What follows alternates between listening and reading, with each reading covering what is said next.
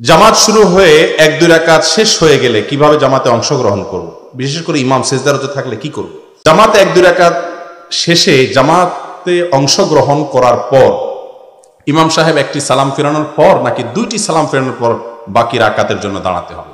বিভিন্ন দোকানে পণ্যের সাথে যে ফ্রি পণ্য কোম্পানি দিয়ে থাকে, অনেক সময় তা ভুলে ক্রেতাকে দেওয়া হয় না। ওই ফ্রি পণ্য কি দোকানি ব্যবহার করতে পারবে?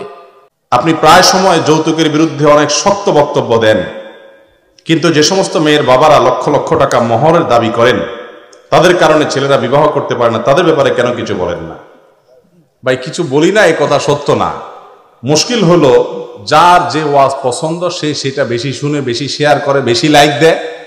হয়তো মেয়েদের পক্ষের লোকজন একটু বেশি আজকাল, এই জন্য তাদের ওয়াজগুলা বেশি ছড়ায়।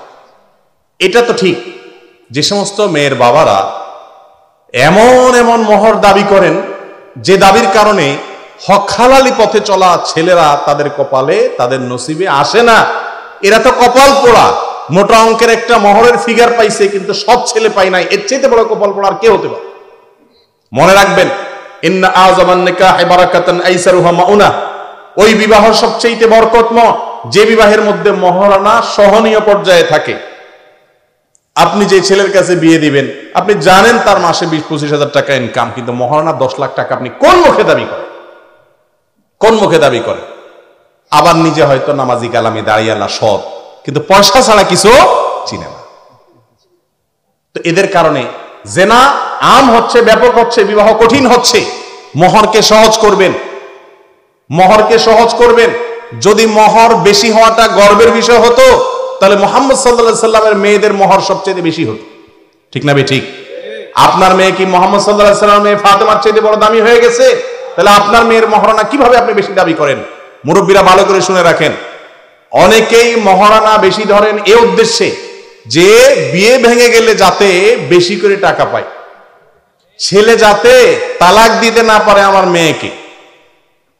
তালাক দিতে না পারলে তো আপনার বিপদ, কারণ মেয়েটারে তখন কুরে করে মারবে, যেটা ছাড়াও যায় না, রাখাও যায়। ঠিক না বে ঠিক? যে বিয়ের আগে থেকেই ছাড়ানোর চিন্তা, তালাকের চিন্তা, সে বিয়েতে বরকত কোত্থেকে আসবে? মুরব্বীদের এই বিষয়ে তাদের চিন্তার পরিবর্তন হতে হবে। মনে রাখবেন, ছেলেটা ভালো কিনা, পরিবারটা ভালো কিনা, এটা হলো মূল বিষয়। নবী সাল্লাল্লাহু আলাইহি ওয়াসাল্লাম বলেছেন, ফাজফার বিজাতিদ দ্বীন, দিনদারি ঠিক আছে কিনা এটা দেখবেন এক নম্বরে। এরপরে পয়সা কড়ি থাকলে ভালো, না থাকলেও ভালো। আজকাল মুরব্বীরাও বলে কি, মেয়েরা অনেক সময় দিনদার ছেলেকে বিয়ে করতে চায়, বলে আরে এই ছেলে বড় ব্যাংকে চাকরি করে, নামাজ কালাম পড়ে না, ওটা তুমি বানায় নিবা, রেডি করে নিবা, ওইটা হয়ে যাবে। এইটা বলে না এই ছেলের উপার্জন নাই, পয়সা করি নাই, ছেলেটা ভালো, নামাজ কালাম পড়ে, দিনদার, পয়সাটা হয়ে যাবে, এটা বলে না। পয়সাটা আগে চাই, এরপরে দিনদারিটা হয়ে যাবে। কেন দিনদারি হয়ে যাবে সে রিস্কে আমি কেন থাকবো? আমি দিনদারিটা আগে চাই, এরপরে পয়সা হইলে হবে, না হলে না। ঠিক না বে ঠিক? দেখেন, যে সমস্ত বাবা মা দিনদার ছেলে দেখে বিয়ে দেন, পয়সা করি চান না, আল্লাহ রাব্বুল আলামিন তাদের মেয়েদেরকে বেশিরভাগ ক্ষেত্রে সুখে রাখে, আলহামদুলিল্লাহ। একটা ছেলে যখন আল্লাহর ভয় তার মধ্যে থাকবে, হালাল হারাম বুঝবে, কোরআন হাদিসকে অনুসরণ করবে, সে আর যাই হোক কোনো মেয়েকে জুলুম নির্যাতন করতে পারে না। যদি করে সেটা হবে হাজারে 2-4টা বিচ্ছিন্ন ঘটনা। ঠিক না বে ঠিক? আর যার মধ্যে আল্লাহর ভয় নাই, সে ঠিকই জুলুম করে। অবশ্য অনেক ছেলে নামাজ কালাম পড়ে, আবার শ্বশুরবাড়ি থেকে যৌতুক আশা করে, এ অমানুষও কম বেশ আছে। অতএব আমাদের সবাইকে হারাম থেকে বেঁচে থাকতে হবে। ছেলেরা যেরকম যৌতুক দাবি করবেন না, মেয়ের বাবারাও এরকম মোটা অঙ্কের মোহর হাঁকাবেন না। কিয়ামতের ময়দানে আল্লাহর কাছে ধরা খাবেন এগুলোর জন্য। মনে রাখবেন, যদি আপনি মোটা অঙ্কের মোহরের জন্য মেয়ের বিবাহকে বিলম্ব করেন, অনেক বাপরা আছে বিয়ে দিতেই চায় না, উপযুক্ত ছেলে পাওয়ার পর দেয় না, শুধুমাত্র পয়সার দিকে তাকায়। আল্লাহ তাআলা আমাদের মুরব্বীদের হেদায়েত দান করুন। জামাত শুরু হয়ে এক দুই রাকাত শেষ হয়ে গেলে কিভাবে জামাতে অংশগ্রহণ করব, বিশেষ করে ইমাম সিজদারতে থাকলে কি করব? জামাত শুরু হয়ে গেছে, এক রাকাত বা দুই রাকাত শেষ, আপনি আসতেছেন জামাতে যোগদান করার জন্য, ইমাম সাহেব রুকুতে চলে গেছে বা দাঁড়ায় গেছে, তখন কি করবেন? আস্তে আস্তে হাঁটবেন না খেচে দৌড় দিবেন? কি বলেন? জামাত শেষ হয়ে যাচ্ছে, তখন কিভাবে যাবেন? আস্তে আস্তে যাবেন না জোরে যাবেন? সব তো শিক্ষিত মানুষ দেখা যায়, মাশাআল্লাহ মাশাআল্লাহ। এই এলাকায় মানুষ কোরআন হাদিস সম্পর্কে ভালো জানে, বোঝা গেছে। আস্তে আস্তে যাইতে হবে। তা আমাদের দেশে সাধারণত দেখা যায় ইমাম সাহেব রুকুতে চলে গেলে দৌড়টা দেয় কি পাগলা দৌড়। কেন দৌড় দেয় এরকম জানেন? জামাতের প্রতি মহব্বতের কারণে। ইমাম সাহেব রুকুতে চলে গেছে, আমার ছুটে গেলে একটা আমল ছুটে যাবে, এই জন্য দৌড় দেয়। হইতে পারে, কিন্তু বেশিরভাগ ক্ষেত্রে যেটা হয়, আল্লাহ মাফ করুক, সেটা হলো যে ইমাম সাহেবরা রুকুতে যায় ধরতে পারলে রাখাটা পড়া লাগবে না, বাঁচলাম বাবা, ঠিক না? এই জন্য দৌড়টা দেয়। কিন্তু দৌড়ের স্টাইল দেখে মনে হয় আল্লাহর ইবাদতের জন্য কত পাগল বেচারা, কি দৌড় দিছে। আসলে বাঁচার জন্য, এক রাকাতটা সংক্ষেপ করার জন্য। আউযুবিল্লাহ, সদুদ্দেশ্য আছে। এই জন্য দেখা যায় রুকু থেকে উঠে ইমাম সাহেব দাঁড়ায় গেছে বা সেজদায় আছে, তখন কিন্তু কাউকে দৌড়াইতে দেখা যায় না। যায় কেন যায় না? কারণ এটা ধরে লাভ কি, রাকাত তো আর পাবো না, ঠিক না? অথচ ইমামকে যে অবস্থা পাবেন সে অবস্থায় গিয়ে ধরবেন, দৌড় দিবেন না। দৌড় দিলে নামাজের মনোযোগের খেলাফ হয়। আপনি যদি প্রধানমন্ত্রীর সাথে সাক্ষাতের সুযোগ পান, প্রধানমন্ত্রী পরের কথা, আপনার আসলে এমপি সাহেবের সাথে সাক্ষাতের সুযোগ পান, আপনাকে কেউ নিয়ে গেছে, দোস্ত চল এমপি সাহেবের আমি পিএস, তোরা আজকে দেখা করে দিব। আপনি এমপি সাহেবের কাছে যাওয়ার সময় কেমনে যাবেন? দৌড়াইতে দৌড়াইতে দৌড়াইতে দৌড়াইতে হাঁপাইতে হাঁপাইতে ভিতরে এরকম হাঁপাইতে হাঁপাইতে বলবেন, এমপি সাহেব আসসালামু আলাইকুম, ভালো আছেন, এরকম করবেন। এরকম করলে এমপি সাহেব তো ধরে একটা কষায় চড় মারতেও পারে, বেয়াদব নাকি রে? এরকম করে আসে নাকি কেউ? আপনি কি করবেন? খুব সুন্দর করে হাতা টাতা গোছায়, আর টুপি তো পরবেন না, ওই জায়গাতে অনেকে টুপি পরে না, আর পরলেও পকেটে রেখে দেয়, আল্লাহ মাফ করুক। যাই হোক, জামা কাপড় গোছায় ফিটফাট করে খুব ভদ্র ছেলের মতো আস্তে আস্তে ঢুকবেন, তাই না? শ্বশুরবাড়ি জামাইয়ের মতো আস্তে আস্তে যাইবেন। তো সবই তো বুঝেন, মাশাআল্লাহ। আল্লাহর দরবারে দাঁড়াবেন, দৌড়াইতে দৌড়াইতে এই বাজায় হাত বাইন্দা হাঁপাইতে থাকে। এইটা হাদিসে নিষেধ আছে। নবী করিম সাল্লাল্লাহু আলাইহি সাল্লাম বলেছেন, ফামা আদরাকতুম ফাসাল্লু ওয়া মা ফাতাকুম ফাতিম্মু। আস্তে আস্তে আসবা নামাজ পড়তে, আসতে গেলে যতটুকু পাও ততটুকু পড়বা, যতটুকু ছুটে যায় ততটুকু পরে কাজা করবা, পরে আদায় করবা। কিন্তু তুমি হাঁপাইতে হাঁপাইতে দৌড়াইতে দৌড়াইতে যাবা না, ধীরে সুস্থে স্বাভাবিকভাবে যাও। কথা কি বুঝাতে পারছি? এখন কথা হলো, ইমাম সাহেব যদি সেজদায় থাকে তাহলে আমরা কি করব? আমরা দাঁড়ায় থাকবো, কারণ সেজদায় গিয়ে লাভ কি? ইমাম সাহেব সেজদা থেকে উঠে আবার দাঁড়াবে, তারপর আল্লাহ আকবার করে হাত বাঁধবে, ঠিক আছে না? এখানে তো উল্টা পাল্টা ওয়াজ করলে ধরে ফেলে দেখি। মাশাআল্লাহ মাশাআল্লাহ মাশাআল্লাহ, খুব ভালো লাগলো আপনাদের এলাকার মানুষ দেখি। এই সমস্ত জায়গায় ওয়াজ করে না শান্তি, যে বক্তা উল্টা পাল্টা বললেও ধরে ফেলায়। আজকাল তো বক্তা যায় বলে ঠিক, ঠিক বললেও ঠিক, বেঠিক বললেও ঠিক। আলহামদুলিল্লাহ, আপনাদের মতো এরকম চৌকান্না যদি এদেশের সাধারণ মানুষ হয়ে যায়, তো বক্তারা আর বক্তৃতার মঞ্চে বসে ফাও কথা, উল্টা পাল্টা কথা বলতে পারবে না ইনশাআল্লাহ। ভাইরা আমার, ইমাম সেজদায় যদি থাকে, আপনার উচিত হবে আল্লাহু আকবার বলে হাত বেঁধে সোজা সেজদায় চলে যাবেন, রুকু না। যেহেতু ইমাম সেজদায় আছে, আপনি কোথায় যাবেন? হাত বেঁধে ডাইরেক্ট সেজদায় চলে যাবেন। সেজদায় গিয়ে একটা তাসবিহ দিতে পারলে দেন, না দিতে পারলে উঠে যান। কারণ সেজদায় গেলে বান্দা আল্লাহর সবচেয়ে কাছে চলে যায়। একটা সেজদা দিতে পারছেন, আপনি তাসবিহ পড়লেন, তাকবীর পড়লেন, সেজদা দিলেন, কতগুলো আমলনামা আমলযুক্ত হয়ে গেল। তারপর দাঁড়ায় থাকলে কি লাভ হবে? কথা কি বুঝাতে পারছি? অনেক লোকরে দেখবেন মসজিদে গিয়া ইমাম সাহেবের সেজদা পাইলে দাঁড়ায় থাকে, বোকানো দাঁড়ায়, আবার ইমাম উঠে তারপরে এবার হাত বাঁধে।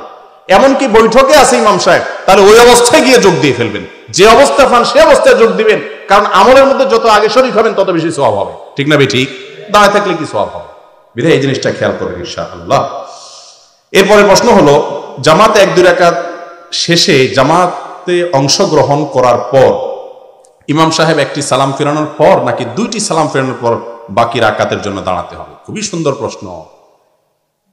আপনার 1 রাকাত 2 রাকাত ছুটছে, ইমাম সাহেব সালাম ফেরানোর পরে আপনার সেই ছুটা রাকাতগুলো পড়বেন আপনি। এখন এই মুহূর্তে আপনি কি করবেন? ইমাম সাহেবের 1 সালামের পরে দাঁড়াবেন না 2 সালামের পরে? কিসের 2 সালাম? ইমাম সাহেব আস বলতেই তো সব খাড়ায় যায়, 2 সালাম তো পরের কথা, ঠিক না? ঠিক। অনেক লোক দেখা যায় ইমাম সাহেব আসা এখনো বেচারা সালামও করে পায় নাই, তার আগে দাঁড়ায় গেছে। আল্লাহ তাআলা আমাদেরকে হেদায়েত দান করুক। ভাই রে, কিসের জন্য তাড়াহুড়া করতেছেন বলেন? ইমানদারের কাছে নামাজের চাইতে গুরুত্বপূর্ণ কোনো কাজ থাকতে পারে না। যে নামাজ থেকে এখন বাঁচার জন্য চেষ্টা করতেছেন, একটা সময় আসবে মৃত্যুর পর, একটু চাইবেন আবার ইবাদতের জন্য, সুযোগ আর হবে না। ও যুবক ভাইরা, এখন নামাজ পড়তে যান না। একটা বয়স আসবে যখন মনে চাইবে একটু মন ভরে আল্লাহকে সেজদা করি, কিন্তু পারবেন না, চেয়ারে বসে পড়তে হবে, একটু মন ভরে সেজদাও করতে পারবেন না, ঠিক না ভাই? ঠিক। অতএব এটা করা যাবে না। 1-2 রাকাত ছুটে গেছে, ইমাম সাহেব দোনো দিকে সালাম ফিরাবে, শেষ করবে, তারপরে আস্তে ধীরে দাঁড়াবেন। কয় সেকেন্ডের বেশ কম, 1-2 সেকেন্ড। আমরা নামাজের মধ্যে যেভাবে হিসাব করি তাতে মনে হয় আমরা সময়ের খুব দাম দেই। 2-4 সেকেন্ডের অনেক মূল্য আমাদের কাছে। সেই মানুষটাই বাইরে হইয়া মোবাইল হাতে 10-20 মিনিট নষ্ট করে। ঠিক না ঠিক? আল্লাহ তাআলা আমাদেরকে হেদায়েত দান করুন, আমিন। বিভিন্ন দোকানে পণ্যের সাথে যে ফ্রি পণ্য কোম্পানি দিয়ে থাকে, অনেক সময় তা ভুলে ক্রেতাকে দেওয়া হয় না। ওই ফ্রি পণ্য কি দোকানি ব্যবহার করতে পারবে? এটাও খুব সুন্দর দরকারি প্রশ্ন। কোম্পানি যখন কোনো প্রোডাক্টের সাথে একটা পণ্য দেয়, ঘোষণা দেয় যে এই প্রোডাক্টটা কিনলে সাথে এটা গিফট, এটা কোম্পানির তরফ থেকে। দোকানদারকে কোম্পানি বুঝাই দিছে তিনি 10টা মাল নিছেন, 10টা গিফট সাথে পাইছেন। এই জিনিসটার হকদার ক্রেতা। এই জিনিসটার হকদার কে? ক্রেতা। কারণ ক্রেতাকে এটা কোম্পানি দিয়েছে। দোকানদারদের অনেক ভাইয়েরা আছেন যে ক্রেতা তো আর জানে না সাথে কি অফার আছে না আছে, সবসময় সবকিছু জানা থাকে না, তো মূল মালটা ধরায় ওইটা রেখে দেয়। এই জন্য দেখবেন ওই গিফটের আইটেমগুলো দোকানদাররা তাদের আত্মীয় স্বজন, শালা সম্বন্ধী, শ্বশুর বাড়ি, বন্ধু বান্ধবরা দেয় 2 হাতে। আরেকজনের জিনিস খুব মাস্তি করে দেয়। আছে না নাই? হারাম, হারাম। অন্যের হক আপনি নষ্ট করতেছেন, বাকাওয়াতি করতেছেন আরেকজনের হক দিয়া। আল্লাহু আকবার। এই ধরনের হারামের সাথে আমরা অনেকে জড়িত ভাইরা, অনেকে জড়িত। আমি এবার এই যে কিছুদিন আগে যে ওমরা যাওয়ার তৌফিক হয়েছে, এবার বাইতুল্লাহ গিয়ে দেখি মাশাআল্লাহ ছোট ছোট বোতলে ইনটেক জমজম পানি দিচ্ছে। আমি খুব সুন্দর। তো দেশে গিয়া মানুষের জমজম পানি বোতলে করে দিলে সন্দেহ করে হুজুর কি আসলটা দিছে না মিশাইয়া দিছে। যত পিওর দেয় মানুষের মনে খুঁতখুঁতে স্বভাব থাকে। অনেকে যারা জমজমের স্বাদ জানে তারা খাইলে মুখে দিলে টের পায়, কিন্তু যারা হয়তো স্বাদটা জানে না তারা মনে করে বাবা রে, শুনছি অনেকে 1 বোতল না 3 বালতির মধ্যে মিশায়, হুজুর সেটা দিছি কিনা। কিন্তু কাবাতে যায় দেখি এবার মাশাআল্লাহ ছোট ছোট বোতল ইনটেক একেবারে সরকারি ভাবে। তো চিন্তা করলাম এরকম একটা ইনটেক বোতল দিলে মানুষ খুশি হবে, আলহামদুলিল্লাহ। তো যারা জমজম বিতরণ করে ওরা অনেক ভক্ত রক্ত আছে, কলকাতার কিছু বাঙালি, আমার দেশে কিছু বাঙালি, বলে শেখ এগুলো আপনারা আমরা জোগাড় করে দিব। আমি কে আচ্ছা ভালো। তো একজনকে আপনার কত লাগবে, কয়েকশো আয়না দিব, আপনি পুরা লাগেজ ভর্তি করে দেশে নিয়ে যান। আচ্ছা তোমরা এতগুলা কেমনে দিবা ভাই? তোমাদেরকে সরকার দিছে মানুষকে বন্টন করার জন্য, সেখান থেকে তোমরা রেখা এরকম শেখ খুশি করো নাকি? পরে কর না ভাই, আমাদেরকে যে খেতে দেয় প্রতিদিন 2টা বা 4টা, সেগুলো আমরা রাখি দেই, যে আমরা তো নর্মাল পানি খাইতে পারি, খোলা জমজম খাইতে পারি, এই দেশ থেকে যারা আসে তাদেরকে দেওয়ার জন্য। আমরা তাইলে ঠিক আছে। আমাদের দেশে যার যেখানে পাওয়ার আছে, আত্মীয় স্বজন, শ্বশুর বাড়ি, বন্ধু বান্ধব, মনে হয় তার বাপ দাদা 14 গোষ্ঠী জিনিস দিতে থাকে, ঠিক না ভাই? ঠিক। আজকে আসার সময় ফেরিতে আমার গাড়ি ভাড়া নিবে না, তো আমার গাড়ি চালাচ্ছে, তারে বললাম ভাই তাকে বলো এই তো তার বাপের জিনিস না, সে তার পকেট থেকে আমার ফেরি ভাড়া দিয়ে দেখ, তাহলে ঠিক আছে। কিন্তু সে সরকারি ফেরির ভাড়া সে নিল না, এই অধিকার তার নাই। সরকারের জিনিস নিয়ে সে আমার খুশি করলে এতে আল্লাহ খুশি হবে না, বরং মায়ের সেও খাবে, আমিও খেতে পারি, ঠিক না ভাই? ঠিক। আমি বললাম যে তারে বলো যে ভাই তুমি এটা নিতে হবে, তোমার নিজের জিনিস না। তো অনেক মেসিয়ারের সাথে আপনার দোস্তি আছে, হোটেলে খাইতে গেছেন, তো আপনারা জোল তো জোল গোস্ত একবার চাইছেন 3 বাটি দিবে, আছে না নাই? তার বাপের জিনিস কিন্তু সে দিচ্ছে, সরকারি জিনিস, সরকারি কোন একটা পদে আছেন, আত্মীয় স্বজনকে ধুমাইয়া দিচ্ছেন। ঠিক একইভাবে যেই দোকানদার কোম্পানির পণ্যের সাথে দেওয়া গিফট ক্রেতাকে না দিয়ে রেখে দিচ্ছেন, পরবর্তীতে নিজেদেরকে দিচ্ছেন, বাহাদুরি করতেছেন, বাকাওয়াতি করতেছেন, দানবী সাজতেছেন, তারা গুনাহের কাজ করতেছেন। আল্লাহ তাআলা আমাদেরকে বুঝার তৌফিক দান করুন, আমিন।